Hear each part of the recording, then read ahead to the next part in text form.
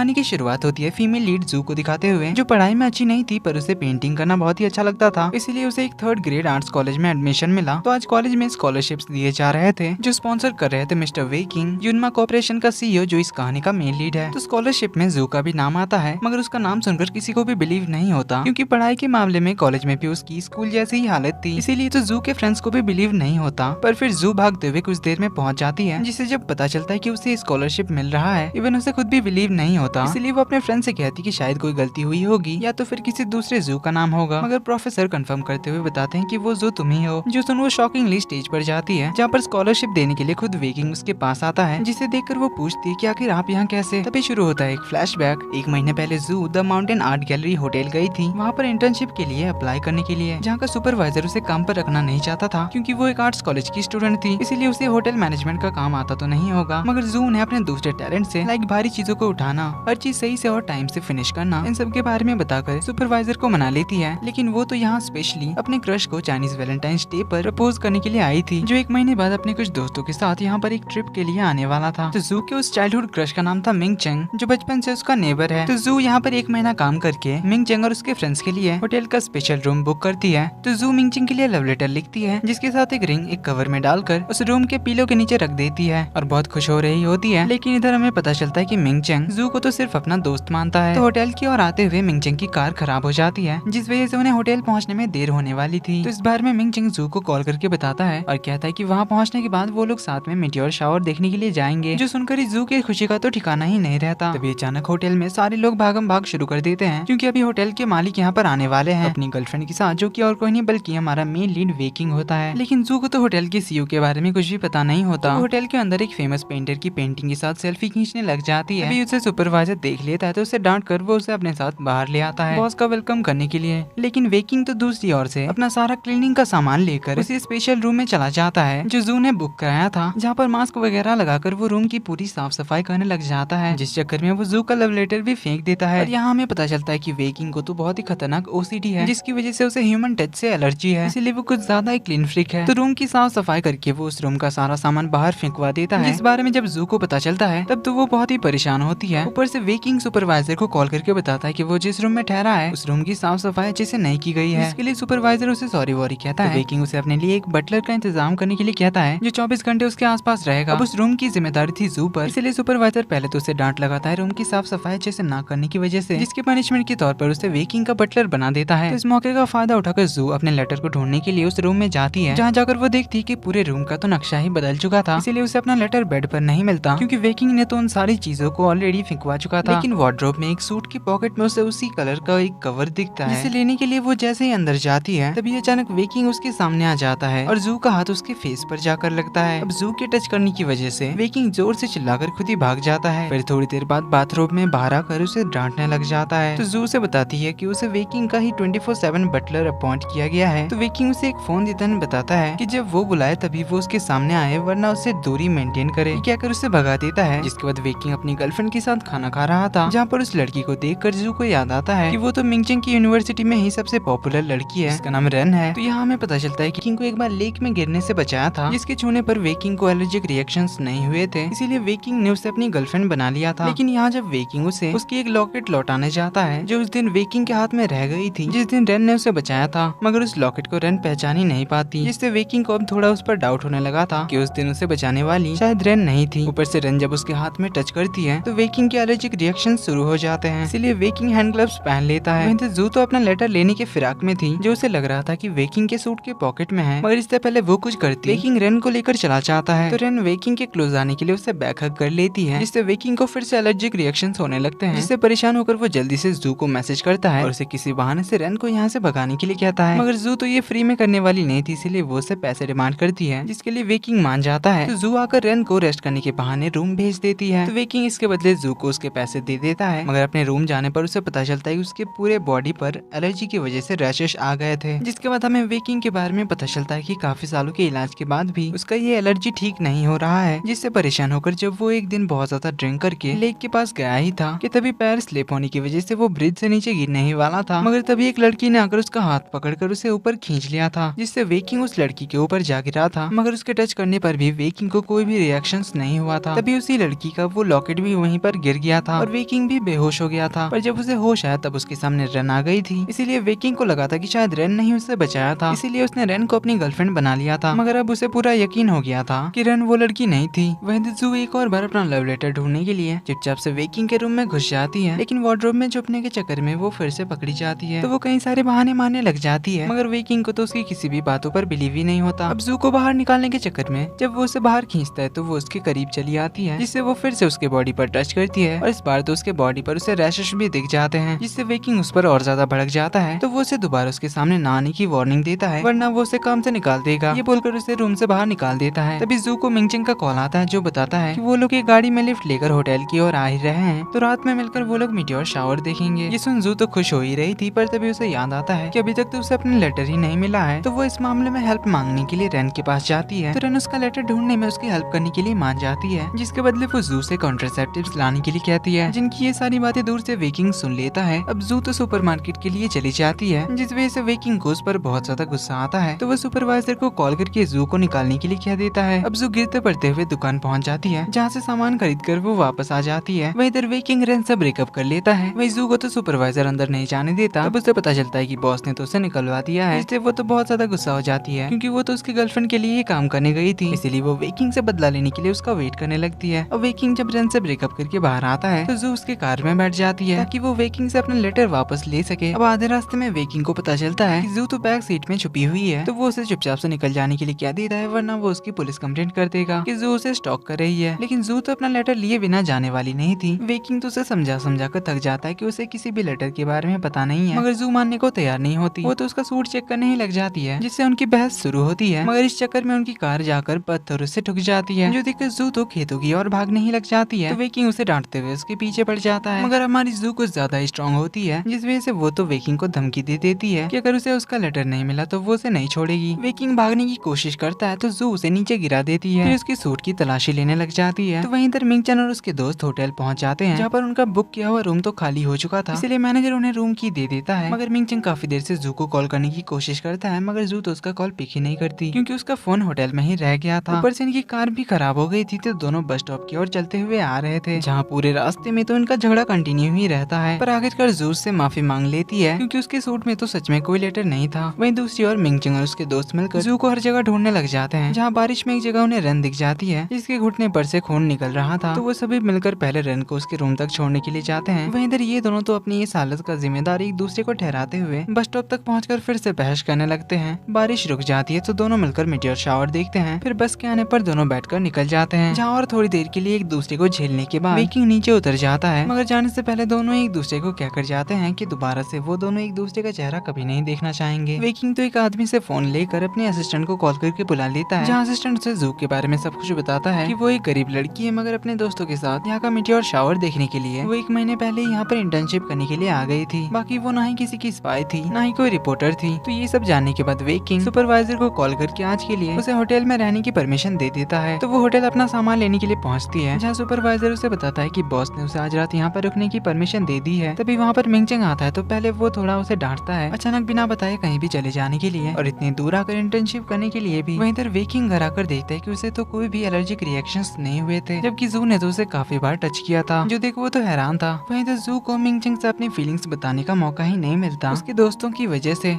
वहीं इधर वेकिंग को सपने में खून दिखाई देता है, जिससे वो काफी घबरा जाता है। अगले दिन वो ड्राइवर को कहकर उस होटल से जो सामान उसने बाहर निकलवाया था, जिसमें जू का वो लेटर भी था, तो वो उसे वहाँ से मंगाता है, जिसके अंदर उसे एक रिंग मिलता है, जिसका डिजाइन बिल्कुल उसी लॉकेट की तरह था जो उसी लड़की का था जिसने उसे लेक के पास बचाया था। जिससे वेकिंग को डाउट होता है कि कहीं जू ही तो वो लड़की नहीं है जिसने उसे लेक के पास बचाया था, और उसी से उसे एलर्जी नहीं होती। फिर जू अपनी यूनिवर्सिटी वापस आ जाती है, जहाँ मिलते हैं जू की बेस्ट फ्रेंड फेफे से, जो पार्ट टाइम एक क्लब में वेट्रेस का काम करती है और टाइम पास करने के लिए अमीर बॉयफ्रेंड बनाती फिरती है। तो जू के अपने तीनों रूममेट्स के साथ झगड़ा हो जाता है, क्योंकि वो लोग एक नंबर की लेजी थी। रूम को तो डस्टबिन ही बनाकर रखा था, और वो लोग चाहते थे कि साफ सफाई जू करे, और जो 1 महीना वो यहाँ पर थी नहीं उसके लिए डॉर्मेट्री फीस देने के लिए कहती है, इसीलिए वो डॉर्मेट्री छोड़ देती है और फीफे के साथ रूम शेयर करने के लिए उसके अपार्टमेंट आ जाती है, जहाँ फीफे की एक और रूममेट रहती है जिसका नाम है चियो। तो जू का फ्रेंड शुआई उसे उसके हॉलिडे स्केच के बारे में याद दिलाता है, जिसे अभी तक उसने सबमिट नहीं किया था, और उसी स्केच को सबमिट करने के बाद ही वो यूनमा कॉर्पोरेशन की स्कॉलरशिप के लिए अप्लाई कर कर पाएगी। तो जू मीटियोर शावर देखते हुए अपना और वेकिंग का स्केच बना लेती है, जिसे वो टीचर को सबमिट करती है। तो टीचर उस पेंटिंग को वेकिंग को जाकर दिखाते हैं और उसे देखकर ही वेकिंग ने जू का नाम स्कॉलरशिप के लिए रिकमेंड किया था। तो coming back to the present, जू वेकिंग से सॉरी वॉरी कहती है, उसने जितना भी उसके साथ बुरा बिहेव किया उसके लिए, और स्कॉलरशिप के लिए थैंक यू कहती है। तो वेकिंग उसे कहता है कि हम लोग होटल से पहले भी कहीं मिल चुके हैं। फिर उसके थोड़ा करीब जाकर कहता है कि और आगे भी मिलेंगे। ये कहकर वो चला जाता है। तो वो बाहर आकर उसी की बातों के बारे में सोच रही थी, तभी उसे अपने पॉकेट में उसका खोया हुआ लॉकेट मिल जाता है, जिसे वेकिंग ने थोड़ी देर पहले उसके पॉकेट में डाल दिया था। अब ये लॉकेट तो जू से 1 महीने से भी ज्यादा पहले खो चुका था। उसे अचानक से अपने पॉकेट में देखकर वो तो हैरान थी। तभी उसके सामने से वेकिंग गुजरता है, तो वो उसे देखकर कहती कि क्या हम लोग सच में पहले भी मिल चुके हैं। कहकर वो उसी लॉकेट की ओर देखती है के साथ जू सोचने लग जाती है कि आखिर वो वेकिंग से होटल से पहले कहाँ पर मिली थी। वहीं हमें पता चलता है कि वेकिंग को लेक में गिरने से जिसने बचाया था वो तो जू थी, लेकिन जू को अभी तक वेकिंग के बारे में याद नहीं आया था। तो जू कलर्स खरीदने के लिए जाती है, लेकिन जो कलर उसे चाहिए था वो बहुत ही ज्यादा महंगा था, इसीलिए वो उसे नहीं खरीद पाती। लेकिन तभी एक लड़का ट्रॉली हाथों में पकड़े हुए हेडफोन्स लगाकर जू के स्टेयर्स को टक्कर मार देता है, जिससे वो ट्रॉली में आकर गिरती है। पर वो लड़का तो उसके ऊपर ही कलर्स के सारे डब्बे ट्रॉली में भर के ले जाता है, खरीद भी लेता है। लेकिन जू को एक बार भी सॉरी नहीं कहता, बस जू को जो कलर चाहिए था वही उसे देकर चला जाता है। तो इस लड़के का नाम है निंग, जो इस कहानी का सेकंड लीड है। तो ये अपने आंटी से बात करने जाता है, जिनकी बातों से हमें पता चलता है कि निंग अभी अब्रॉड से यहाँ पर आया है। वहीं इधर वेकिंग अपने डॉक्टर को जू के बारे में बताता है कि जिसने उसे लेक से बचाया था वो जू थी, और उसके टच करने से वेकिंग को एलर्जिक रिएक्शंस नहीं होते, इसलिए वेकिंग जू को अपने करीब रखकर इस अजीब से एलर्जी के बारे में पता लगाना चाहता था, जिसके लिए उसने जू की कमजोरी का पता लगा लिया था, जो की थी उसकी गरीबी। इधर मिंगचिंग तो जू से स्कॉलरशिप पाने की खुशी में पार्टी लेता है और उसे अपने ही यूनिवर्सिटी में पोस्ट ग्रेजुएट के लिए अप्लाई करने के लिए कहता है, जिसके लिए जू को पहले अपने आने वाले एग्जाम में पास होना होगा, जो जू के लिए बहुत ही मुश्किल था। वहीं हमें पता चलता है कि निंग तो एक बहुत ही फेमस पेंटर है, जो शुनरान नाम से पेंटिंग बनाता है, और उसी के पेंटिंग्स का जू भी बहुत ही बड़ी फैन है। तो निंग को पार्सल में 2 बॉक्सेस मिलते हैं, जिसके अंदर गर्ल्स इनरवेयर्स थे, यानी कि इसके घर पे रॉन्ग डिलीवरी हुई है, इसलिए वो बॉक्स के ऊपर में जो नंबर लिखा हुआ था उस पर कॉल लगाता है, जो कि जू उठाती है। तो निंग उसे इनरवेयर्स के बारे में बताने लग जाता है, जो सुन जू को लगता है कि कोई बदमाश लड़का होगा, इसीलिए वो उसे 2-4 गाली देकर कॉल काट देती है। वहीं घर आकर जियो उन्हें बताती है कि उनके ऊपर वाले फ्लोर में एक लड़का रहने के लिए आया है, जिसका बहुत सारा सामान यहाँ पर डिलीवर हो गया था। तो उनसे तंग आकर जियो ने बाद में आने वाले सारे डिलीवरी पर्सन्स को सीधे ऊपर जाने के लिए कह दिया था। ये बात सुनकर उसे उस स्ट्रेंजर की कॉल का याद आता है, जो उसे इनरवेयर्स के बारे में बता रहा था, जो सुन फेफे कहती कि उसी ने तो इनरवेयर्स ऑर्डर किया था, इसीलिए वो उसी स्ट्रेंजर को कॉल करने के लिए कहती है। अब वो कॉल लगाती है तो फोन की घंटी ऊपर से आती है, दोनों भागकर ऊपर जाते हैं, डोरबेल बजाते हैं। निंग के बाहर आने पर वो लोग उससे पार्सल के बारे में पूछते हैं। इस पर निंग बताता है कि उसे याद नहीं है उसने कहाँ रख दिया, क्योंकि वो अपने काम में बिजी था। तो वो उन दोनों को ढूंढने के लिए अंदर बुलाता है, जहाँ उसका पूरा घर तो पेंटिंग से भरा पड़ा था। अब बॉक्स को ढूंढने के चक्कर में फेफे गलती से एक बाउल तोड़ देती है, जो देखकर निंग तो एकदम से शॉक्ड हो जाता है और एकदम से चुप हो जाता है, बस बाउल की टुकड़ों को और देखे जा रहा था। जो देख पहले तो फेफे कहने लगती है कि ये तो एक सेरेमिक बाउल है, जो काफी सस्ती होगी, तो वो उसके लिए दूसरा ला देगी, मगर निंग तो एकदम से साइलेंट ही रहता है, जो देखकर फेफे को अब थोड़ा घबराहट सी हो रही थी, इसीलिए वो जू को लेकर भाग जाती है। फिर नीचे आकर परेशान हो ही रही थी कि आखिर उस बाउल में ऐसा क्या खास था जो वो लड़का एकदम साइलेंट हो गया था। वो अभी जाकर उसके लिए एक दूसरा खरीद कर ला देगी, मगर अभी उसे क्लब की पार्ट टाइम जॉब के लिए जाना था, तो वो अपनी जगह पर जू को आज काम पे भेज देती है। अब वो प्राइवेट क्लब था, इसीलिए पहले से ही किसी ने बुक कर रखा था, जो और कोई नहीं बल्कि वेकिंग था, जिसे देखकर जू अपना मुंह छुपाने लग जाती है कि कहीं वो उसके यूनिवर्सिटी में कंप्लेन ना कर दे। लेकिन वेकिंग ने तो उसे पहचान लिया था, पर फिर भी वो उसे कुछ भी नहीं कहता।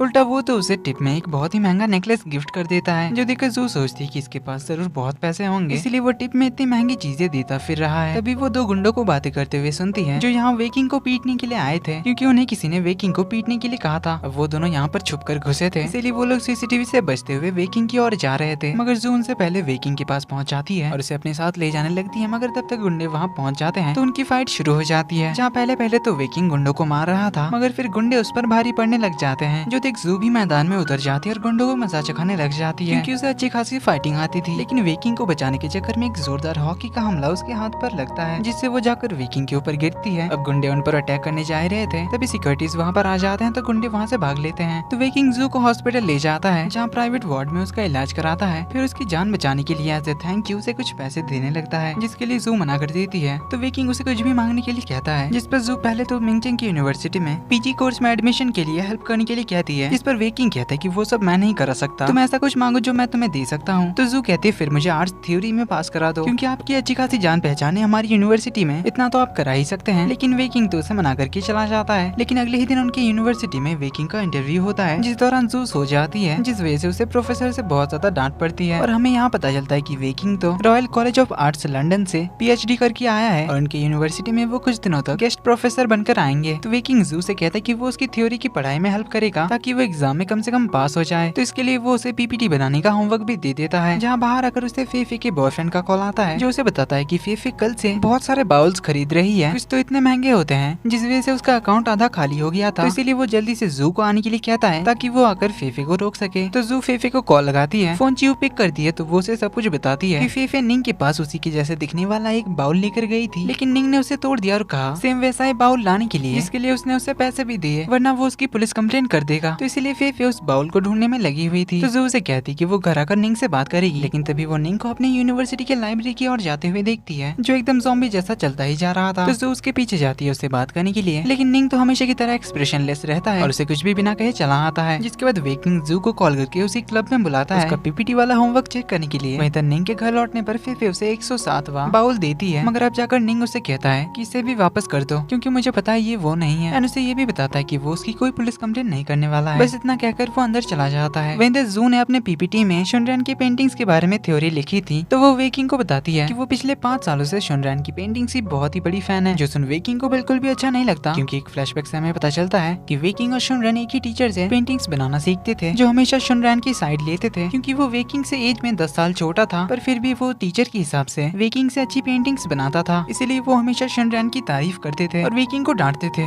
इसीलिए वेकिंग शुनरैन को पसंद नहीं करता था। तो वेकिंग फिर से एक बार जू के करीब चला जाता है अपनी एलर्जी टेस्ट करने के लिए, लेकिन उसे कोई रिएक्शन नहीं होता। तो वहीं अगले दिन जू और फेफे नोटिस करती है कि ऊपर निंग के रूम से पानी नीचे गिर रहा था। तो इस बारे में बात करने के लिए वो लोग निंग का डोरबेल जाकर बजाते हैं, मगर वो तो दरवाजा ही नहीं खोल रहा था। वेट करते हुए काफी देर हो जाती है और पानी भी बाहर आ रहा था, तो इसीलिए ये दोनों घर के पीछे वाले रास्ते से डायरेक्ट निंग के घर की खिड़की से अंदर घुस जाते हैं। जहाँ अंदर जाकर वो देखते हैं कि पूरा घर तो पानी पानी हो चुका था जो बाथरूम की ओर से आ रहा था। जहाँ जाकर वो देखते हैं कि बाथटब में तो निंग बेहोश पड़ा है और पूरा पानी लाल हो चुका था, जिससे ये दोनों तो डर जाते हैं कि कहीं इसने सुसाइड तो नहीं कर लिया। मगर जू जाकर पानी को चेक करती है तो उसे पता चलता है कि ये तो बस कलर है। तो ये लोग जल्दी से एम्बुलेंस बुलाते हैं। तो डॉक्टर इन्हें बताता है कि इसे लो शुगर है, ऊपर से इसने काफी टाइम से कुछ भी नहीं खाया था, इसीलिए ये बेहोश हो गया है। इसीलिए डॉक्टर उन्हें निंग के फैमिली मेंबर को बुलाने के लिए कहते हैं और अभी के लिए फेफे इसके साथ हॉस्पिटल चली जाती है। वहीं निंग के घर की साफ सफाई करने में लग जाती है, जहाँ उसे संभाल कर रखा हुआ टूटा हुआ बाउल मिलता है। वहीं कुछ देर में निंग की गार्डियन आ जाती है, जो कि और कोई नहीं बल्कि वेकिंग की मॉम थी, जो आकर फेफे का शुक्रिया अदा करती है निंग को हॉस्पिटल में एडमिट कराने के लिए। तो फेफे उन्हें बाउल तोड़ने वाली बात बता देती है। तो मिसेस ही बताती है कि निंग के मॉम डैड की डेथ हो गई थी जब वो 10 साल का था, और क्योंकि निंग की फैमिली उनके फैमिली फ्रेंड्स थे, इसीलिए मिसेस ही निंग का ख्याल रखते हैं। यहाँ वो फेफे को ये भी बताती है कि निंग को उस बाउल से बहुत ही ज्यादा लगाव था क्योंकि वो उसके डैड ने बनाई थी, जो कि एक बहुत ही स्किल्ड और फेमस पॉटर थे। तो निंग सिर्फ उसी बाउल में खाना खाया करता था, क्योंकि वो टूट चुका था इसीलिए उसने खाना खाना भी छोड़ दिया था। लेकिन वैसे बाउल उसके डैड ने 2 बनाए थे, जिसमें से एक तो निंग के पास था और दूसरे के बारे में किसी को भी नहीं पता। तो फेफे ये सारी बातें आकर जू को बताती है। फेफे को बहुत ज्यादा गिल्टी फील होता है। वहीं अगले दिन वेकिंग निंग से मिलने के लिए पहुंच जाता है, जहाँ वो नर्स को बताता है कि वो निंग का बड़ा भाई है। जिसके बाद वेकिंग घर चला आता है, जहाँ हम देखते हैं कि वेकिंग के पास भी वही सेम बाउल होता है। जिसके बाद एक फ्लैशबैक से हमें पता चलता है कि निंग के मॉम डैड के मरने के बाद वेकिंग के मॉम डैड ने उसे अडॉप्ट कर लिया था, लेकिन निंग के आने के बाद से वेकिंग के मॉम डैड का पूरा ध्यान उस पर चला गया था। बचपन से ही निंग के पास वो बाउल था जिसे वो किसी को भी टच करने तक नहीं देता था। उसे किसी ने लेक में फेंक दिया था, जिसे वापस लाने के चक्कर में निंग पानी में डूबते डूबते बचा, जो देख वेकिंग के मॉम डैड को लगा कि शायद वेकिंग ने ही बाउल को लेक में फेंका था, जिस वजह से उन दोनों ने वेकिंग को बहुत ज्यादा डांटा। एंड एज ए पनिशमेंट वेकिंग को बारिश में बाहर घुटने में बैठकर अपनी गलती को मानने के लिए कहा। एंड इवन डैड ने तो उसे थप्पड़ भी मारा था, और तो उन्होंने वेकिंग की एक भी बात को नहीं सुना। और तभी से वेकिंग और उसके मॉम डैड में रिलेशन बिल्कुल भी सही नहीं है, जिसकी वजह से वेकिंग निंग को पसंद नहीं करता। वहीं जू तो बाउल को जोड़ने में लगी थी, मगर वो उसे चिपका नहीं पा रही थी क्योंकि वो बाउल बहुत ही ज्यादा रेयर था। तो वो नेट पे सर्च करती है और एक जॉइनरी के बारे में पता करती है, जहाँ से रेयर बाउल्स को जोड़ा जाता है। तो अगले दिन वो उस जगह पहुंच जाती है, जहाँ जाकर उसे पता चलता है कि वो एंटिक्स की शॉप वेकिंग की है। तो वो वेकिंग से रिक्वेस्ट करती है इस बाउल को जोड़ देने का, क्योंकि ये उसके फ्रेंड के लिए बहुत ही इंपॉर्टेंट है और एक जिंदगी और मौत का सवाल है। इसके बदले में वेकिंग उसे अपनी गर्लफ्रेंड बनने के लिए कहता है, जिसके लिए जू मना करती है। तो वेकिंग उसे दूसरा ऑप्शन देता है, उसे किस करने का। तो जू काफी सोचने के बाद उसे गाल पर किस करने के लिए मान जाती है। तो उसे किस करके बाउल जुड़वाने के लिए दे देती है। इसके बाद वेकिंग अपनी मॉम से मिलने के लिए आता है, लेकिन मॉम तो उसे बहाना करके मिलना नहीं चाहती थी। फिर भी वेकिंग आ जाता है, लेकिन मॉम तो उससे बस काम की बात करके जाने लगी थी, क्योंकि उन्हें अभी निंग का ध्यान रखने के लिए जाना था, क्योंकि वो अभी भी खाना नहीं खा रहा था। इसीलिए मॉम भी बाउल ढूंढने में लगी हुई थी। तो वेकिंग उन्हें रोकते हुए कहता है कि आप वो बाउल ढूंढ रही है ना। क्या कर वो उन्हें बाउल दिखाता है, जो देखकर मॉम उससे बाउल देने के लिए कहती है। एंड इवन उसी पर गुस्सा भी करने लगती है कि आखिर तुम अब निंग के साथ क्या करना चाहते हो। अब अपनी ही मॉम से अपने से ज्यादा उस निंग की फिक्र देखकर वेकिंग को फिर से गुस्सा आता है। तो वो उन्हें क्या कर जाता है कि अगर निंग को ये बाउल चाहिए तो उसे खुद मेरे पास आना होगा और मुझसे माफी मांगकर मेरे सामने गिड़गिड़ाना होगा। ये क्या कर वो क्लब चला जाता है, जहाँ वो अपने मॉम डैड के बारे में सोचकर बहुत ड्रिंक कर लेता है। तभी वहाँ रहना आती है जो उसे फिर से अपनी चिकनी चुपड़ी बातों से मनाने लग जाती है। तो वेकिंग उसे कहता है कि उसे पता है कि उस दिन क्लब में अटैक उसी ने करवाया था, इसीलिए आगे से कुछ भी ऐसा वैसा करने के लिए उसे वार्न करता है और उसे बताता है कि उसे अपनी गर्लफ्रेंड मिल गई है, इसीलिए उसका पीछा छोड़ दे। तरन पूछती है वो लड़की कौन है। वेकिंग उसे जू का फोटो भेज देता है जो देख रेन तो शॉक्ड थी। तो अगले दिन वो बाउल जुड़कर आ गया था जिसे लेने के लिए वेकिंग जू को अपने घर बुलाता है। अब जू तो खुश होकर बाउल की अनबॉक्सिंग करती है, लेकिन उस बाउल को देखकर वेकिंग समझ जाता है ये निंग का टूटा हुआ बाउल है, जिस बारे में जू से कंफर्म करने के बाद वो जानबूझकर उस बाउल को जमीन में गिराकर तोड़ देता है, जिसके इस बार और ज्यादा टुकड़े हो जाते हैं और इसे अब जोड़ा नहीं जा सकता है। अब जू तो फिर से सैड और परेशान हो जाती है और वेकिंग पर गुस्सा करते हुए कहती कि ये किसी की जिंदगी और मौत का सवाल था। तो वेकिंग उसे कहता है कि सेम यही बाउल उसके पास है जो उसने निंग के फादर के ऑक्शन से खरीदा था। तो वेकिंग उसे उस बाउल को देने के बदले एक सेरेमनी उसके साथ पूरा करने के लिए कहता है, जिसके लिए वो उसे अपने हाथ पीछे करने के लिए कहता है और अपनी आंखें बंद करने के लिए कहता है। फिर वेकिंग जू को लिप टू लिप किस कर लेता है ये जानने के लिए कि इंटीमेट कांटेक्ट करने से उस पर एलर्जिक रिएक्शंस होते हैं या नहीं। तो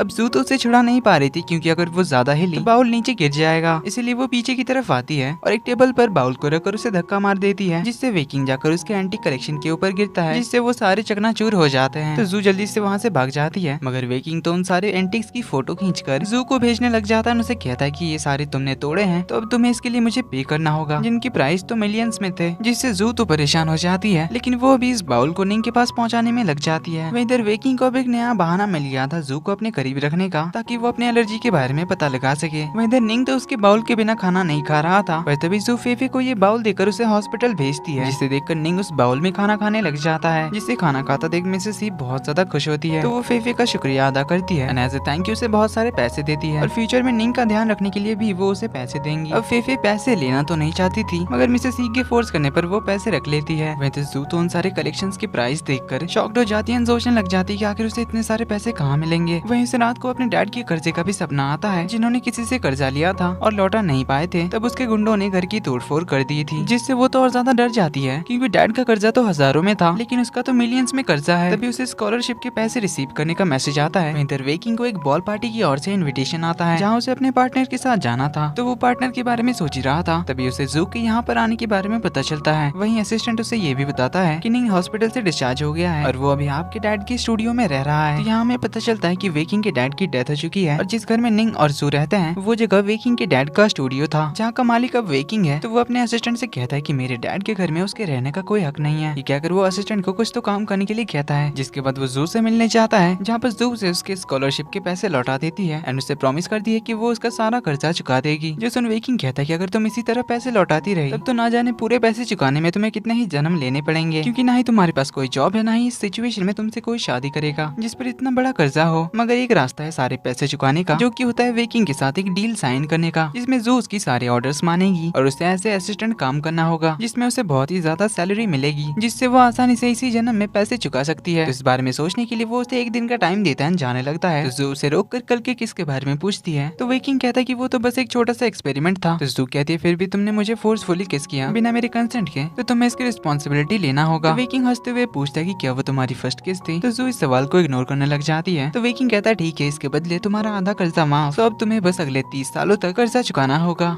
ये कहकर चला जाता है। वहीं इधर मिसेस ही निंग को मिलने के लिए आती है, क्योंकि वो एक लंबे बिजनेस ट्रिप के लिए जा रही थी। तो वो निंग से अपने पड़ोसियों से घुलने मिलने के लिए कहती है और उसे ये भी बताती है कि नीचे रहने वाली लड़कियों को उन्होंने निंग का ध्यान रखने के लिए कहा है, तो अगर उसे कभी किसी चीज की जरूरत पड़े तो वो उनसे जाकर बात कर सकता है। तो मिसेस ही निकल जाती है अपने बिजनेस ट्रिप के लिए। वहीं इधर फेफे तो मिसेस ही के पैसे उड़ा देती है बहुत सारी शॉपिंग करके, लेकिन इधर वेकिंग ने निंग को निकालने की तैयारी कर ली थी और उसे आज ही अपना घर छोड़ना होगा। तो निंग जैसे ही घर वापस आता है वो घर का लॉक ही नहीं खोल पाता, क्योंकि पासवर्ड घर के ओनर ने बदल दिया था। तभी उसे ओनर का एक मैसेज भी आता है जिसमें उसे घर खाली करने के लिए कह दिया गया था। तो फेफे भी उससे बात करने के लिए आई थी। तो निंग उससे पूछता है कि वो लोग पिछली बार उसके घर में कैसे घुसे थे। तो फेफे उसे पीछे वाला रास्ता दिखा देती है, जिसके जरिए ऊपर जाकर निंग अपना सारा पेंटिंग का सामान ट्रॉली में भर के नीचे ले आता है और एक चिल्ड्रंस पार्क में जाकर बैठ जाता है, क्योंकि रहने के लिए अब उसके पास कोई घर नहीं था, ना ही वो मिसेस ही को कांटेक्ट कर पा रहा था। पर वहाँ बैठे हुए जू से देख लेती है, जिसके साथ उसका सामान देखकर वो समझ जाती है कि लैंडलॉर्ड ने इसे घर से निकाल दिया है। अब निंग तो ज्यादा बातें नहीं करता था, इसीलिए वो चुपचाप से जाने लगता है, मगर जू को उसकी फिक्र होती है, इसीलिए वो उसे उनके अपार्टमेंट ले आती है। जहाँ आते हुए वो निंग से काफी सारे सवाल करती है, जिससे अब फाइनली निंग उसे सारी बात बताता है। तो घर आकर जू सभी को इसके बारे में बताती है। तो वहीं फेफे भी उसे बताती है कि उसे तो मिसेस ही ने पैसे दिए हैं निंग का ख्याल रखने के लिए, तो इसलिए अब इन्हें निंग का ख्याल तो रखना ही पड़ेगा। तो अभी के लिए ये लोग निंग के रहने के लिए सोफे का इंतजाम कर देते हैं, जहाँ पर निंग तो सोफे पर बैठते ही सो जाता है है, जो देखकर फीफी को तो बहुत गुस्सा आता है कि हम लोग इसके लिए कितना कुछ कर रहे हैं, और वो ऐसे ही सो गया। तो जू उसे समझाती है कि बेचारा पूरे दिन सड़क पे भटक रहा था, काफी थक गया होगा। तभी जू को उसके मॉम का कॉल आता है, तो हमें पता चलता है कि जू के फैमिली की भी हालत ठीक नहीं है। जू पार्ट टाइम जॉब्स करके उन्हें पैसे भेजा करती है, पर इस बार स्कॉलरशिप के पैसे मिलने के बाद भी उसके पास पैसे कम पड़ गए थे। ऊपर से अब तो वो बहुत ही बड़े कर्जे में भी थी, तो इसीलिए वो अपनी किस्मत को कोसने लग जाती है। तभी निंग उसके डोर पे नॉक करता है, उसे कहता है कि उसे भूख लगी है, तो जू उसके लिए नूडल्स बनाकर लाती है। तो दोनों साथ में बैठकर नूडल्स खाते हैं। तो अब जाकर फाइनली निंग जू से अच्छे से बात करता है। वहीं अगले दिन जू वेकिंग के ऑफिस पहुंचती है और उसे कहती है कि वो डील के लिए तैयार है, क्योंकि उसे आखिर पैसे भी तो चाहिए थे अपनी फैमिली को सपोर्ट करने के लिए। तो वेकिंग डील डन करते हुए उसे हैंडशेक करता है और उसे अपनी ओर खींच लेता है। उसे कहता है कि अब से तुम्हें हमेशा मेरे साथ ही रहना है। देन कॉन्ट्रैक्ट साइन करने के बाद वेकिंग जू को एज ए असिस्टेंट पहला काम देता है उसके साथ बॉल पार्टी में जाने का, जिसके लिए उसे वहाँ आने वाले सारे गेस्ट के नाम और उनके बारे में सारी इन्फॉर्मेशन याद करने के लिए कहता है, जिन्हें याद करते हुए जू की तो हालत ही खराब हो जाती है। इसीलिए आज जू की जगह फेफे निंग के लिए नूडल्स बनाती है, जो बहुत खराब बना था। निंग तो जाकर नूडल्स को फेंक ही देता है। उसे कहता है कि तुम्हारे नूडल्स तो जहर से कम नहीं है। जो सुन फेफे तक गुस्से से कचरा फेंकने के लिए बाहर जाती है, जहाँ वो पैरों से दरवाजा खोलने की कोशिश कर रही थी, मगर इस चक्कर में गिरने वाली होती है। पर निंग आकर उसे सेव कर लेता है। फिर दोनों साथ में कचरा फेंकने के लिए बाहर आते हैं, जहाँ फेफे से मिलने के लिए उसका एक्स बॉयफ्रेंड आता है। लेकिन फेफे उससे नाराज थी, इसीलिए वो उसके सामने नाटक करती है और बताती है कि निंग उसका नया बॉयफ्रेंड है। अब निंग इससे पहले कुछ कहता, फेफे उसे जोर से चिमटी काटती है, फिर अपने एक्स बॉयफ्रेंड को भगाकर चली आती है। अब फेफे मिसेस ही के बारे में कुछ बोल देती है, जो सुन निंग तो बहुत गुस्सा हो जाता है और फेफे को वार्न करता है कि तुम्हें अगर मेरे बारे में कुछ भी कहना हो तो मुझे कह सकती हो, पर मेरी आंटी के बारे में कुछ भी मत कहना। वहीं तो जू बड़ी मेहनत करके सारे लोगों के नाम याद कर लेती है जो उस बॉल पार्टी में आने वाले थे। लेकिन अगले दिन जब वो इस बारे में जाकर वेकिंग को बताती है कि इतने सारे लोगों के बारे में याद करने के चक्कर में वो कल रात से कुछ खाई नहीं, ना ही वो अच्छे से सो पाई है। लेकिन वेकिंग कहता है कि तुमने जिन सब के बारे में याद किया, मुझे उन सबसे कोई काम नहीं है, और तुम्हारे लिए एक काम है उस पार्टी में आने वाली मिस सूजी को ढूंढना, जो एक बहुत ही बड़ी फैशन कंपनी की वारिस है, जो कैसी दिखती है इसके बारे में किसी को भी नहीं पता। देन वेकिंग उसे अपने साथ मेकअप कराने ले जाता है, जहाँ वो खुद उसका मेकअप करता है। देन उसके लिए एक बहुत ही महंगी और लिमिटेड ड्रेस मंगाता है, जिसके बाद दोनों पहुंच जाते हैं बॉल पार्टी में, जहाँ वेकिंग उसे मिस सूजी को ढूंढने के मिशन में लगा देता है। तो जू एक लड़की से टकराती है, जो काफी पोलाइटली उससे बात करती है। अब सूजी के बारे में उसने जितना कुछ भी पढ़ा था वो सब कुछ उस लड़की से मैच करता था, इसीलिए वो उसे ढूंढने लग जाती है। मगर उसे हील्स की वजह से काफी दिक्कतें हो रही थी। तभी उसके ड्रेस को देखकर एक आदमी पहचान लेता है कि ये ड्रेस तो वे फैमिली के पास था। तो वो जू से पूछता है कि क्या तुम वेकिंग की गर्लफ्रेंड हो। देन वो आदमी उसे अपना इंट्रो देता है कि वो वेकिंग का अंकल है। तो अंकल उसे वेकिंग के बारे में बुराइयां करने लग जाते हैं। वहीं इधर इस बॉल पार्टी में रन भी आई थी, जिसने सेम सूजी के जैसा ही ड्रेस पहना था। अब वो फिर से वेकिंग के पीछे पड़ जाती है। तो वेकिंग सूजी को दिखाते हुए कहता है कि वो लड़की तुमसे अच्छी दिख रही है, जिससे रन मैडम गुस्सा हो जाती है। तो वो जानबूझकर सूजी के ड्रेस में अपना पैर रख देती है, जिस वजह से उसका ड्रेस फट जाता है। तो वो उसे सॉरी कहने का नाटक करने लग जाती है। अब सारे लोग तो सूजी की ओर ही घूर रहे थे। तभी वेकिंग आकर उस फटे हुए ड्रेस को सूजी को पहना कर एक दूसरा ही ड्रेस बना देता है, जिससे सूजी तो उससे इम्प्रेस ही हो जाती है। तो वेकिंग जू को ढूंढने के लिए चला जाता है। सूजी अपने असिस्टेंट से वेकिंग के बारे में पूछती है, तो असिस्टेंट बताता है कि यही वो मिस्टर वेकिंग है जिनसे आप यहाँ मिलना चाहती थी। जो सुन सूजी तो बड़ी खुश होती है। लेकिन इधर अंकल जी तो जू के साथ बदतमीजी पर उतर आते हैं। तभी वहाँ वेकिंग भी पहुंच जाता है। तो जू अंकल को खींचकर एक थप्पड़ लगा देती है। देन हमें पता चलता है कि वेकिंग और अंकल का भी पंगा चल रहा है। तो वेकिंग अंकल को डायलॉग मार के जू को उठाकर ले जाता है, जहाँ वेकिंग जू का थैंक यू करता है कि उसने सही टाइम पर सूजी के बारे में उसे मैसेज किया, जिससे वो सूजी की हेल्प कर पाया, जिससे अब शायद सूजी की कंपनी उनके साथ काम करने के लिए मान जाए। इधर फेफे का एक्स बॉयफ्रेंड फेफे को फिर से मना लेता है, तो दोनों का पैचअप हो जाता है। लेकिन वेकिंग तो इधर जू की लाइफस्टाइल ही बदल देता है। वो जू के लिए कार भेजता है, फिर हर रोज उसे मस्त रेडी करा कर यूनिवर्सिटी ड्रॉप करने के लिए एक महंगी कार भी भेजता है, जिससे तो जू पूरी यूनिवर्सिटी में बहुत पॉपुलर हो जाती है। मगर वेकिंग के साथ उसे हर जगह जाना पड़ता है। इवन उसके साथ जू को तो घास फूस खाने के लिए भी जाना पड़ता है, जिससे तो वो परेशानी हो जाती है। मगर हर जगह साथ में देखे जाने की वजह से जू सोशल मीडिया पे भी छा जाती है एज वेकिंग की गर्लफ्रेंड, जिस वजह से यूनिवर्सिटी में उसे लेकर गॉसिप चलने लग जाते हैं। लेकिन कुछ ज्यादा ही न्यूज में आने की वजह से उसे कुछ दिनों के लिए सस्पेंड कर दिया जाता है, ताकि उनकी यूनिवर्सिटी के बारे में कुछ नेगेटिव न्यूज ना फैल जाए, जिससे जू तो बहुत ही ज्यादा परेशान हो जाती है और उसे वेकिंग पर तो बहुत ही ज्यादा गुस्सा आ रहा था। मगर अब वो उसे कह भी क्या सकती थी, एक तो उसका कर्जा है उस पर, दूसरा उसने कॉन्ट्रैक्ट साइन किया है। इधर वेकिंग को पता चलता है कि सूजी को शुनरैन की पेंटिंग्स बहुत ज्यादा पसंद है, इसीलिए वो शुनरैन को ऐसे डिजाइनर साइन करना चाहती थी। अब इस शुनरैन का नाम सुनकर वेकिंग को तो बहुत ज्यादा गुस्सा आता है कि उसके हर काम के बीच में अब ये शुनरैन आ रहा है। लेकिन सूजी की कंपनी के साथ कोलैबोरेशन करने के लिए वेकिंग निंग से मिलने के लिए जाता है, जहाँ वो उसे एज ए वार्निंग ही कहता है कि अब तुझे एज ए डिजाइनर काम करना होगा, क्योंकि तेरी पेंटिंग्स बहुत ही ज्यादा पॉपुलर है, जिस वजह से अब फैशन वर्ल्ड में भी तेरे चर्चे होने लगे हैं। बड़ी बड़ी कंपनियां तुझे अपना डिजाइनर बनाना चाहती है, पर क्योंकि मेरी मॉम ने यूनमा कॉर्पोरेशन में साइन किया है, इसीलिए तुझे कंपनी की हर बात माननी होगी, और क्योंकि चेयरमैन मैं हूँ तो तुझे मेरी बात माननी होगी, वरना मेरी मॉम ने तेरे बारे में दुनिया से जो कुछ भी छुपा कर रखा है वो सब कुछ मैं एक्सपोज कर कर दूंगा, तो इसीलिए तैयार रहना। तो वेकिंग ये धमकी देकर चला आता है। वहीं तो जू की तबीयत खराब हो जाती है और वो घर में अकेली होती है। तो वो फेफे को कॉल करती है जो अभी एक शॉपिंग मॉल में थी। तो वो अपने बॉयफ्रेंड के जरिए जू के लिए मेडिसिन भिजवाती है, मगर उसका बॉयफ्रेंड तो जू के साथ ही बदतमीजी पर उतर आता है। लेकिन फेफे भी टाइम पे वापस आ जाती है जो अपने बॉयफ्रेंड का सर ही फोड़ देती है। पर वो सैड थी क्योंकि वो उसे सच में लाइक करने लगी थी। अब निंग को भी पता चल गया था कि जू का जिसके साथ कर्जा है वो वेकिंग है। तो वो जू से कहता है कि तुम एक बार अच्छे से सोच कर देखना कि अगर तुम किस वजह से उससे कर्जे में हो। वेकिंग बहुत ही चालू आदमी है, इसीलिए उसके ट्रिक से बचकर रहना। ये सुन जू उन एंटिक्स के बारे में नेट पर सर्च करने लग जाती है, जिससे उसे पता चल जाता है कि वो सारे एंटिक्स तो एग्जीबिशन में लगे हुए हैं। तो वो एग्जीबिशन में पहुंच जाती है, जिन्हें देखकर तो उसे बिलीव ही नहीं होता क्योंकि वो सारे एंटिक्स तो टूट गए थे। पर फिर उसे समझ में आ जाता है कि जो एंटिक्स टूटे थे वो तो नकली थे। इसीलिए वो गुस्से से वेकिंग से मिलने के लिए आ जाती है, जहाँ पर वो वेकिंग को बहुत ज्यादा डांटने लग जाती है नकली एंटिक्स दिखाकर उसे फंसाने के लिए। जब उसे सब कुछ पता चल गया था तो वेकिंग उनके कॉन्ट्रैक्ट को फाड़ देता है। उसे कहता है कि मैं तुम्हें प्रमोट करता हूँ, अब से तुम मेरी गर्लफ्रेंड हो क्योंकि तुम मेरे लिए सबसे इम्पोर्टेंट हो। जो सुन जू तो फिर से उस पर चिल्लाती है, कहती कि भूल जाओ, मैं सपने में भी तुम्हारी गर्लफ्रेंड नहीं बनूंगी। ये कहकर चली जाती है। पर वेकिंग कहता है कि चाहे तुम कुछ भी कर लो लेकिन मुझसे तुम नहीं भाग सकती। तो जू को क्लास अटेंड करने की परमिशन तो मिल जाती है, मगर उसके बारे में गॉसिप्स खत्म होने का नाम ही नहीं लेती। इधर मिंगचिंग तो हर चीज में टॉप करता था, मगर एक गो मैच के दौरान उसे पता चलता है कि एक लड़की ने तो उसके भी रिकॉर्ड्स तोड़ दिए हैं। इसलिए मिंगचिंग तो उसके बारे में पता लगाना चाहता था। तो उसके बारे में पता लगाते हुए वहाँ की टीचर से उसे पता चलता है कि वो लड़की भी बहुत ही ज्यादा टैलेंटेड है और हर चीज में वो भी टॉप करती है, जिससे मिंगचिंग का इंटरेस्ट उसकी और कुछ ज्यादा ही बढ़ जाता है। तो वो उसके बारे में पता लगाने लग जाता है, जिससे उसका सोशल मीडिया हैंडल उससे मिल जाता है। मगर वो लड़की तो उसका फ्रेंड रिक्वेस्ट एक्सेप्ट ही नहीं कर रही थी, जिसके बाद हमें पता चलता है कि वो लड़की और कोई नहीं बल्कि जियो थी। अब मिंगचिंग जू को इन सब के बारे में बताता है, मगर वो उसे नाम नहीं बताता, जिस वजह से जू समझ नहीं पाती कि वो जियो की बात कर रहा है। अब किसी दूसरी लड़की के लिए उसे इतना ज्यादा क्यूरियस देखकर जू को तो बिल्कुल भी अच्छा नहीं लग रहा था। लेकिन अपार्टमेंट वापस आने पर वो तो और ज्यादा शॉक्ड हो जाती है क्योंकि वेकिंग ने उसके लिए घर भर के गिफ्ट भिजवाया था, साथ ही में बहुत सारे फ्लावर्स भी भिजवाता है। तो इन सारी चीजों से इनका पूरा घर ही भर जाता है। तो जू वेकिंग को कॉल करती है, उसे ये सारी चीजें अपने घर ले जाने के लिए कहती है, मगर वेकिंग कहता है कि मेरी गर्लफ्रेंड के लिए मैं ये सब कुछ तो भेज ही सकता हूँ। तो जू उसे कहती है कि अगर वो इन सबको नहीं लेकर गया तो वो सारी चीजें फेंक देगी। तो वेकिंग कहता है कि अब से वो सब कुछ तुम्हारा है, तो तुम्हें उसके साथ क्या करना है वो तुम ही सोच लो। कहकर कॉल काट देता है। तो जू इन फ्लावर्स को फेंकना नहीं चाहती थी क्योंकि ये उसके फेवरेट्स थे, इसीलिए वो उन फूलों को फूल के शॉप में देने के लिए जाती है। इधर वेकिंग को जू के रिंग में कुछ तो मिलता है, जिसके बाद वो जू से मिलने के लिए आ जाता है, जहाँ जू अपने साइकिल से फ्लावर्स देने के लिए जा रही थी। वहीं पर वेकिंग अपनी कार लेकर आ जाता है। जू उसे फ्लावर्स लेने के लिए कहती है, मगर वेकिंग तो उसके करीब चला आता है, जिससे जू थोड़ा नर्वस हो जाती है और वो साइकिल के कैरियर में गिर जाती है। तो वेकिंग उसे साइकिल में बिठा कर ही ले जाता है। इधर फेफे अपसेट थी अपने बॉयफ्रेंड से ब्रेकअप को लेकर, तो निंग उसका मूड ठीक करने आता है। देन उसे अपनी स्केच बुक दिखाता है, जो देखकर फेफे तो बहुत ही हैरान हो जाती है कि निंग कितना अच्छा ड्राइंग करता है। लेकिन तभी उसे जू की स्केच भी मिल जाती है, जो देख वो तो निंग की मस्ती करने ही लग जाती है, कहीं तुम जू को लाइक तो नहीं करते। निंग तो थोड़ा नर्वस होने लगता है। तो फेफे कहती कि वो इस बात को सीक्रेट रख सकती है अगर निंग उसे एक बैग खरीद कर देगा। निंग कहता है उसके पास तो कोई पैसे ही नहीं है। तो फेफे कहते फिर बिना पैसों के तो मुझे हैप्पी फील कराओ। इस पर तो निंग उसे अपने साथ ले जाता है और बच्चों की तरह बबल से खेलने लग जाता है, जिससे फेफे भी बहुत खुश हो जाती है। फेफे की आंखों में कुछ चला जाता है, जिसमें निंग उसकी हेल्प करता है। अब निंग के करीब आने पर फेफे की तो हार्ट बीट ही फास्ट हो जाती है, लेकिन दोनों काफी एंजॉय करते हैं। वहीं इधर वेकिंग तो फ्लावर्स बांटने के लिए आ जाता है, जहाँ वो फ्लावर्स सभी को फ्री में लेने के लिए कह देता है और फिर जू को उठाकर ले जाने लगता है। तो जू उसे उतारने के लिए कहने लगती है, पर वेकिंग तो उसकी बात नहीं सुनता। तो जू उसे मारने लग जाती है, जिस चक्कर में वेकिंग का बैलेंस बिगड़ता है, जिससे वो जू के ऊपर ही गिर जाता है, जिससे उनकी किस हो जाती है। तो जू उसे दूर भगाती है, उसे डांटने लग जाती है। तो वेकिंग कहता है कि इसमें तुम्हारी ही गलती है, अगर तुम मुझे नहीं मारती तो मेरा बैलेंस नहीं बिगड़ता। अब जू उठकर बेंच पर बैठने जाती है। वहीं इधर वेकिंग तो इस केस से बहुत ही खुश था। देन उसके पास जाता है और उसके इंजरी को देखने लग जाता है। तो वो उसे हॉस्पिटल चलने के लिए कहता है, मगर जू मना करती है। तो वेकिंग कहता है फिर तुम घर में रेस्ट करना और ज्यादा चलना मत। तो जू उसे कहती कि सब तुम्हारी तरह लकी तो नहीं होते कि तुम्हारी तरह कोई कार से मुझे पिक करके ले जाएगा, मुझे चल के यूनिवर्सिटी जाना पड़ता है। तो वेकिंग कहता है कि अगर तुम चाहो तो तुम्हारे लिए भी ड्राइवर आ सकता है, अगर तुम मेरी गर्लफ्रेंड बन जाओ तो, जिसके लिए जू फिर से मना करती है। तो वेकिंग उसे फ्रेंड्स बन के शुरुआत करने के लिए कहता है और उसे उसकी रिंग लौटा देता है। वहीं इधर घर में चियो फेफे को बताती है कि निंग सच में बहुत ही ज्यादा रिच है, क्योंकि निंग ने चियो को उसका एटीएम दिया था उसका पिन क्रैक करने के लिए, क्योंकि उसे अपने कार्ड का पिन याद नहीं था। तो चियो ने उसका पिन क्रैक कर लिया था, इसीलिए उसे पता चल गया था कि निंग के पर्सनल अकाउंट में तो बहुत ही ज्यादा पैसे हैं। ऊपर से निंग उनके घर में रहता है, मगर वो सारा काम खुद ही करता है, स्पेशली घर की साफ सफाई भी वही करता है। तो इसीलिए फेफे निंग की खातिरदारी शुरू कर देती है। लेकिन इधर जू का पर्स खो गया था, जिसमें उसके पूरे सेविंग्स थे, इसीलिए वो बहुत अपसेट होती है और वेकिंग पे गुस्सा करने के चक्कर में अपना फोन ही तोड़ देती है। तो वो क्लब में काम करने के लिए चली जाती है, क्योंकि उसे पैसे अपने घर भिजवाने थे, जहाँ पर वेकिंग उससे बात करता हुआ सुनता है कि उसके पास तो खाने के लिए भी पैसे नहीं है। तो अगले दिन वेकिंग फिर से उसके घर कुछ तो सामान भिजवाता है। तो इन सब के बारे में जब वो वेकिंग को कॉल करके पूछती है, तो वेकिंग बहाना मार देता है कि वो अभी बहुत बिजी है, अगर उससे कुछ बात करनी है तो उसके ऑफिस आ जाए। तो जू अपने फ्रेंड से उधार लेकर टैक्सी करके उसके ऑफिस पहुंच जाती है, लेकिन वेकिंग उसे कुछ भी कहने का मौका ही नहीं देता। वो उसके लिए बहुत सारा खाना लेकर आ जाता है, जिन्हें देखकर जू का खाने का तो बहुत मन होता है, लेकिन वो मना करते हुए वेकिंग से कहती है मैं इन सबसे तुम्हारी झांसे में पड़ने वाली नहीं हूँ, इसलिए अपना सामान लेकर जाना। ये कहकर वो चली जाती है। तो वेकिंग अपने असिस्टेंट से पूछता है कि शायद ये नाराज हो गई, तो अब मुझे क्या करना चाहिए। तो असिस्टेंट उससे कहता है कि आपको उनसे माफी मांग लेनी चाहिए। तो वेकिंग अपनी कार लेकर बाहर चला आता है, जहाँ वो उसे सॉरी कहता है, जो सुन जू हैरान थी क्योंकि ये पहली बार था जब वेकिंग ने उससे सॉरी कहा। तो फिर वेकिंग उसे अपना एक्सप्लेनेशन देता है कि मैं तो तुम्हारी हेल्प कर रहा था एज ए फ्रेंड। इस बार जो बॉक्सेस मैंने भिजवाए हैं उसमें राशन का सामान था, क्योंकि मैंने सुना था कि तुम्हारे पास खाने के लिए भी पैसे नहीं है, इसलिए कोई महंगी चीज के बजाय मैंने तुम्हें 1 महीने का राशन भेज दिया। अब इससे जू उससे इतना तो नाराज नहीं होती, क्योंकि वैसे भी उसे राशन खरीदने के लिए पैसों की तो जरूरत थी ही। तो इस बार वेकिंग का पैसा भी वेस्ट नहीं गया और ये सब जू के काम भी आ गया। तो इसके लिए जू पहली बार वेकिंग को थैंक यू कहती है, जिससे वेकिंग भी खुश हो जाता है। वही हमारी फेफे लगी हुई थी अभी भी निंग की खातिरदारी करने में, जहाँ वो तो इस बार अपना रूम ही उसे दे देती है और वो खुद उसकी जगह सोफे पर सोती है, ताकि वो इससे निंग का दिल जीत सके, ताकि उसके साथ अच्छे रिलेशन बने और निंग से उसे गिफ्ट्स मिले। तो अगले दिन सुबह सुबह जू को अपना लेक्चर अटेंड करने जाना था, मगर वो लेट हो रही थी, इसलिए वो भागकर बाहर आती है। तभी सामने उसे वेकिंग दिखता है, जो साइकिल पे उसका वेट कर रहा था। तो वो उसे यूनिवर्सिटी तक ड्रॉप करने के लिए जाता है, मगर फिर भी वो लोग 1 घंटा लेट हो जाते हैं। तो वेकिंग बताता है कि तुम्हारे फोन में टाइम 1 घंटा फास्ट है, जो कि स्क्रीन के टूटने की वजह से उसे दिखाई दे रहा था। इसीलिए वेकिंग उसका फोन लेकर अपनी महंगी घड़ी दे देता है, लेकिन उसे झूठ बोलता है कि ये तो लोकल वॉच है। ये कहकर वो साइकिल लेकर चला जाता है। तो जो सोचती कि क्या इसे सुबह सुबह कोई काम नहीं था, जो इतने बड़ी कंपनी का प्रेसिडेंट होकर भी मेरे घर के बाहर खड़ा था। वहीं द चियो और मिंग चिंग आमने सामने आ जाते हैं। तो मिंग चिंग उसे गो खेलने के लिए चैलेंज कर देता है, जिसमें चियो तो उसे आराम से हरा देती है, जिससे मिंग चिंग तो शॉक्ड रह जाता है, क्योंकि आज तक वो समझता था कि उससे बेहतर कोई नहीं है। इसलिए वो चियो को उसकी गो टीम ज्वाइन करने के लिए कहता है, लेकिन चियो कहती है कि अगर उसे गेम खेलने में मजा आया तो वो जरूर ज्वाइन करेगी। इधर फेफे जू के हाथ में वॉच नोटिस कर लेती है, जो देखकर वो उसे बताती है कि इसकी प्राइस तो बहुत ही ज्यादा है। इस घड़ी को बेचकर तो हम ये पूरा घर ही खरीद सकते हैं। अगर इतनी महंगी वॉच तुम्हें वेकिंग ने दी है, इसका मतलब तो साफ है वो सिर्फ तुम्हारा फ्रेंड नहीं बनना चाहता, उसके तो दूसरे ही इरादे हैं। तो जू इस वॉच के साथ साथ वेकिंग का भेजा हुआ राशन उसने जितना यूज किया है उसके पैसे लेकर वेकिंग को लौटाने के लिए चली जाती है, जहाँ वेकिंग ने तो कुछ और ही सेटिंग कर रखा था। अब जू वेकिंग को वॉच और पैसे लौटा देती है और उसे साफ कह देती है कि मुझे अब तुम्हारी फ्रेंड बनने में कोई इंटरेस्ट नहीं है। लेकिन तभी उसे उसकी मॉम का कॉल आता है, जो उसे बताती है कि लोन शख्स फिर से उनके पीछे पड़ गए हैं, क्योंकि उसके डैड ने जू का नाम लेकर बहुत बड़ी उधारी ली थी बिजनेस करने के लिए, लेकिन उनका बिजनेस चौपट हो गया, इसलिए अब वो लोग पैसे मांगने के लिए फिर से आ गए हैं। तो जू परेशान हो जाती है। तो असिस्टेंट उसे उसका बैग देता है और जू जल्दी से अपार्टमेंट चली आती है और अपना कुछ सामान लेकर घर चली जाती है, जहाँ जाकर मॉम से उसे पता चलता है कि जब से वेकिंग और जू के बारे में इंटरनेट पे बातें चल रही थी, तब उसके डैड ने भी वो न्यूज देखी थी, जिस वजह से वो तो वेकिंग को अपना दामाद समझ बैठे थे। इसलिए वेकिंग का नाम यूज करके उन्होंने लोन शार्क से बहुत ही बड़ा लोन लिया था। तभी लोन शार्क के गुंडे भी वहाँ पहुँच जाते हैं, जो उससे पैसे डिमांड करने लग जाते हैं। तो जू कहती है उसके पास कोई पैसे नहीं है। तो गुंडे कहते हैं कि वेकिंग तो तुम्हारा बॉयफ्रेंड है, फिर तुम्हारे पास कैसे पैसे नहीं है। कहकर वो उसका बैग चेक करते हैं, तो बैग से बहुत सारे पैसे निकलते हैं, जिसके बारे में जू को पता नहीं था। तो गुंडे उन पैसों को उठाकर कहते हैं कि अभी और आधा पैसा तुम्हें चुकाना होगा। ये कहकर वो लोग निकल लेते हैं। तो मॉम उससे वेकिंग के बारे में सवाल करने लग जाती है। तो जू उन्हें बताती है कि मेरे और वेकिंग के बीच कुछ भी ऐसा नहीं है। इधर हमारा निंग तो जू के बारे में सोचकर परेशान था, इसीलिए वो तो चुपचाप से अपनी जगह पर बैठा हुआ था। तो ये दोनों उसे बुलाते हैं और उसे उसके पैसों से जू की हेल्प करने के लिए कहती है। तो निंग उन्हें बताता है कि उसने तो अपने सारे पैसे डोनेट कर दिए, जिससे तो फेफे उससे बहुत ज्यादा गुस्सा हो जाती है, क्योंकि उसने तो बेकार में उसकी खातिरदारी कर दी थी, इसीलिए उसे रूम से भी निकाल देती है। लेकिन सुबह जब फेफे की नींद खुलती है तो वो अपने साइड में निंग को सोता हुआ पाती है। अब पहले तो वो उसके क्यूटनेस और हैंडसमनेस में खो ही जाती है, मगर जब उसे याद आता है कि दोनों साथ में सोए थे तो खींच के उसे लात मार के भगाती है। तो वो उसे डांटते हुए बाहर आती है। तभी जू भी वापस आ जाती है। तो वो अपने घर की सिचुएशन उन्हें समझाती है। तो फेफे फिर से निंग पे गुस्सा करती है सारे पैसे डोनेट करने के लिए, क्योंकि वो उनसे जू की हेल्प कर सकता था। लेकिन बाद में चियो निंग के कार्ड का ट्रांजेक्शन डिटेल्स निकालती है, जिससे उन्हें पता चलता है कि उसने तो पिछले 5 सालों में बहुत सारे पैसे यूएस के एक एनजीओ में डोनेट किया है, जो कि अनाथ बच्चों के लिए था। वहीं जू उन पैसों के बारे में बात करने के लिए वेकिंग से मिलने का सोचती है। तभी फेफे आकर उससे वेकिंग की वॉच मांगती है, क्योंकि वो एक जॉब इंटरव्यू देने जा रही थी। तो उसका प्लान था वहाँ के बॉस को इम्प्रेस करने का। तो जू उसे 1 दिन के लिए संभाल कर यूज करने के लिए दे देती है और वो जाती है वेकिंग से मिलने के लिए, जहाँ वो उससे उन पैसों के बारे में पूछती है। वेकिंग बताता है कि उसने फोन पे बात करते हुए उसे सुन लिया था, इसीलिए उसे लगा कि शायद उसे कुछ पैसों की जरूरत होगी, इसीलिए उसने उसके बैग में पैसे रख दिए थे। तो जू उसे थैंक यू कहती है और उसे प्रॉमिस करती कि वो उसके सारे पैसे लौटा देगी। तो वेकिंग कहता है कि उसकी जरूरत नहीं पड़ेगी, अगर तुमने मेरे साथ एक डील कर लिया, तुम मेरी गर्लफ्रेंड बन जाओ तो तुम्हें पैसे देने की जरूरत नहीं पड़ेगी, लेकिन तुम्हें गर्लफ्रेंड की सारी ड्यूटीज निभानी होंगी। लेकिन जू उसे मना करने लगती है। तो वेकिंग उसे एक ब्लैंक चेक पर साइन करके देता है और कहता है कि तुम्हें जो अमाउंट इसमें लिखना है वो लिख लेना, जो देखकर जू को तो बहुत ज्यादा गुस्सा आता है। तो वो चेक उसके मुंह पर फेंक कर चली जाती है। लेकिन वेकिंग तो अभी भी स्माइल करते हुए कहता है देखता हूँ कब तक ये नहीं मानती है। लेकिन वेकिंग के दिमाग में अभी भी कुछ तो चल रहा था। तो वहीं दूसरी और फेफे इंटरव्यू के लिए वेकिंग के अंकल की कंपनी आई थी, जहाँ सीसीटीवी से वेकिंग की वॉच को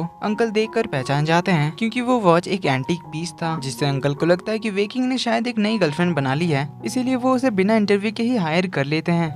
वहीं इधर वेकिंग के कहने पर जू को क्लब से भी निकाल दिया जाता है क्योंकि वेकिंग खुद ही उस क्लब का ओनर था। अब वहाँ से बाहर आते हुए जू उन दोनों गुंडों को देखती है जो लोन शार्क्स के लिए भी काम करते हैं, जो एक दूसरे से बातें कर रहे थे कि जब प्रेसिडेंट वेकिंग ने जू के डैड का कर्जा चुका दिया है, फिर उन्होंने हमें पैसे देकर जू के फैमिली को डराने के लिए क्यों कहा। अब ये बात सुनकर जू तो शॉक्ड हो जाती है और उसे वेकिंग पर बहुत ही ज्यादा गुस्सा आता है, लेकिन वहाँ जाने से पहले वो इन दोनों गुंडों की अच्छी खासी धुलाई कर देती है और उनसे सारी बातें उगलवाती है। जिसके बाद वो तो पूरे गुस्से में वेकिंग के ऑफिस पहुँच जाती है, उस पर गुस्सा करने लग जाती है। तो वेकिंग कहता है कि मुझे ऐसा कुछ भी करने की जरूरत नहीं पड़ती, अगर तुम मेरी गर्लफ्रेंड बनने के लिए मान जाती तो जू से वार्न करती कि अगर मुझे या फिर मेरी फैमिली को परेशान किया तो फिर तुम्हारे लिए अच्छा नहीं होगा। ये कहकर जाने लगती है तो वेकिंग उसे रोकते हुए कहता है कि मैं हार नहीं मानूंगा जब तक तुम मेरी गर्लफ्रेंड नहीं बन जाती। जो सुन जू को तो बहुत ही ज्यादा गुस्सा आता है, तो वो वेकिंग को खींच कर एक घूंसा मारने के लिए आती है, मगर असिस्टेंट उसे बचा लेता है। तो जू उस पर गुस्सा करके चली जाती है, मगर तभी उसे यूनिवर्सिटी से कॉल आता है जहाँ उसका इस साल का फीस बाकी था, जिसके लिए प्रोफेसर उसे वार्न करते हैं। तो इससे जू तो और परेशान हो जाते हैं क्योंकि अब उसके पास कोई जॉब नहीं है। लेकिन तभी उसी क्लब का मैनेजर जू का एक दूसरे क्लब में काम लगा देता है जहाँ पर वेकिंग का अंकल भी होता है। तो एक वीआईपी क्लाइंट जू को बहुत सारे पैसों के बदले ड्रिंक करने के लिए कहता है, तो पैसों के लिए जू ड्रिंक करने लग जाती है, जिसकी वीडियो रिकॉर्डिंग वेकिंग का अंकल करता है और उसे वेकिंग को भेज देता है। वहीं निंग तो जू के आने का वेट कर रहा था। फेफे आकर उसे चेक करती है तो उसे पता चलता है कि निंग को तो बहुत तेज फीवर है। तो फेफे उसे घर के अंदर ले जाती है और उसे रेस्ट करने के लिए कहती है, मगर निंग को तो जू की बहुत फिक्र हो रही थी। तो फेफे जू को कॉल करती है और उसके लोकेशन के बारे में पूछती है, जिसके बारे में सुनते ही निंग उसे ढूंढने के लिए चला जाता है।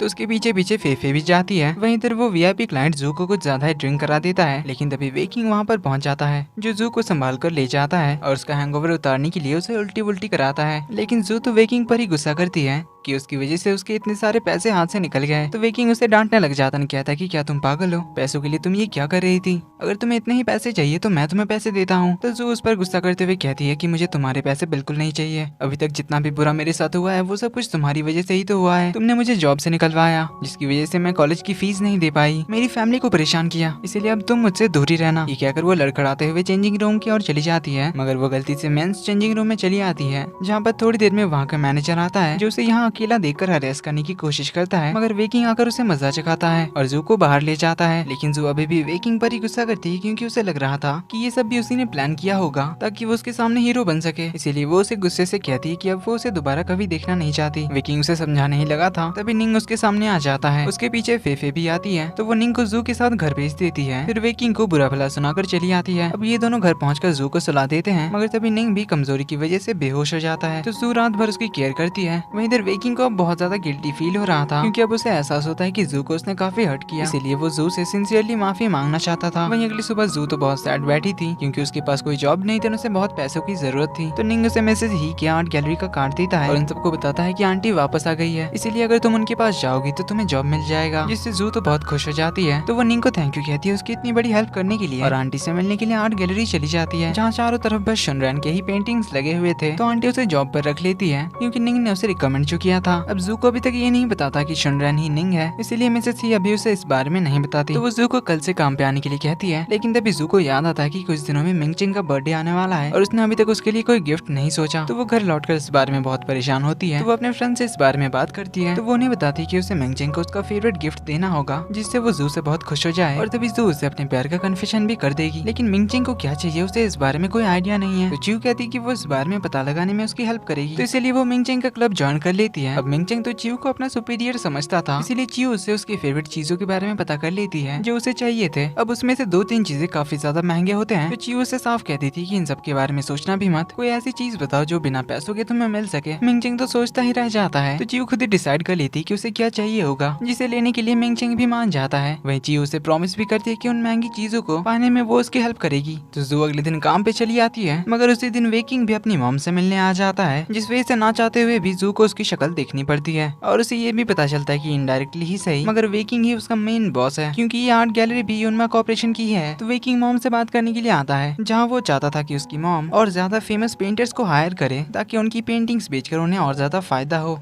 मगर मॉम को पैसों से कोई लेना देना नहीं था, वो तो बस रियल टैलेंट और रियल आर्टिस्ट को ही प्रमोट करती है जिन्हें आर्ट से प्यार है, ना कि पैसों से। तो इसी बात को लेकर मॉम और वेकिंग में बहस हो जाती है। तो वेकिंग इस आर्ट गैलरी को ही डिसमिस करने का डिसाइड करता है। तो मॉम उसे याद दिलाती है कि इस आर्ट गैलरी का सिर्फ 20% शेयर ही उसके पास है, इसीलिए वो कुछ भी नहीं कर सकता और वो वेकिंग को इस आर्ट गैलरी का कुछ भी नहीं करने देगी, क्योंकि ये आर्ट गैलरी उनके हस्बैंड का है जिसे वो किसी भी हालत में प्रोटेक्ट करेगी। तो वेकिंग जाते हुए कहता है कि मॉम मत भूलिए, आपके हस्बैंड ही मेरे फादर भी हैं, इसीलिए मैं भी आपको यही बात कहना चाहूंगा कि अगर आप इस तरह से गैलरी चलाएंगी तो आप ही इस आर्ट गैलरी को डिस्ट्रॉय कर देंगी। अब माँ बेटी में ये अनबन देखकर जू तो शॉक्ड थी। तो वहीं एक फ्लैशबैक से हमें पता चलता है कि वेकिंग बचपन से ही रेबल टाइप का है, वो कभी भी मॉम डैड की बात नहीं सुनता था, इसीलिए उसके डैड हमेशा उसे डांटते थे, मगर जितना भी वो डांटते थे वेकिंग सुधरने की जगह पर और ज्यादा बिगड़ जाता था। और स्पेशली निंग के आने के बाद से तो उसने अपने मॉम डैड की बात सुनना ही छोड़ दिया और वो तो ड्रिंक करने भी लग गया था, जिस वजह से उसके डैड उसे लेकर बहुत ज्यादा परेशान रहते थे और उसकी फिक्र में उनकी तबीयत भी ज्यादा खराब हो रही थी। तो इसी तरह अचानक एक दिन जब मॉम घर लौटती है तो वो डैड को जमीन पे लेटा हुआ पाती है जिनकी डेथ हो चुकी थी, जिसका रीजन हमें बताया नहीं चाहता, मगर मॉम इसका जिम्मेदार वेकिंग को ठहराती है क्योंकि डैड हमेशा वेकिंग को ही सुधारने में लगे हुए थे, मगर वेकिंग को उनकी कोई भी फिक्र नहीं थी, मगर डैड ने अपनी सारी जायदाद वेकिंग के नाम पर ही कर गए थे। तो तभी से मॉम वेकिंग से बात नहीं करती और उससे अलग रहती है। पर वेकिंग हर बार कोशिश करता है मॉम से सारे रिलेशन सही करने का, पर दोनों जब भी आमने सामने होते हैं तो दोनों में बस झगड़ा ही होता है। पर झगड़े के बाद वेकिंग को गिल्टी फील होता है, तो वेकिंग अपसेट होकर पार्क में बैठा होता है और अपने डैड के बारे में याद करने लग जाता है। वहीं से सुबह सुबह फेफे और निंग की टक्कर हो जाती है, जिस वजह से दोनों काफी क्लोज आ जाते हैं। तब फेफे की तो हार्ट बीट ही फास्ट हो जाती है, तो फेफे भागकर अपने रूम में जाती है, इस बारे में ही सोचने लग जाती है, पर फिर अपने आप को होश में लाकर सोचती है कि वो इस बच्चे के बारे में कैसे सोच सकती है। तो इसीलिए उसे अब अपने नए बॉयफ्रेंड की तलाश में निकल जाना चाहिए। इसे जू भी काम से लौटते हुए उसी पार्क में आ जाती है जहाँ पर वेकिंग बैठा हुआ था। तो वो वेकिंग को पहली बार अपसेट देकर उससे बात करने के लिए आती है, जहाँ वो पहली बार वेकिंग का इमोशनल साइड भी देखती है। यहाँ वेकिंग उसे अपने एलर्जी के बारे में बताता है और वो मनी माइंडेड है, इस बात को भी एक्सेप्ट करता है। तो जू उसे लंबा चौड़ा भाषण देती है, पैसा ही सब कुछ नहीं होता इस बात पर। तो वेकिंग भी समझ जाता है उसकी बात और इस बार फुल सिंसियरिटी के साथ उसका दोस्त बनने के लिए कहता है। तो जू भी उसकी सिंसियरिटी फील करती है और उसकी दोस्त बन जाती है। वहीं इधर फेफे भी अपने काम पर आई थी,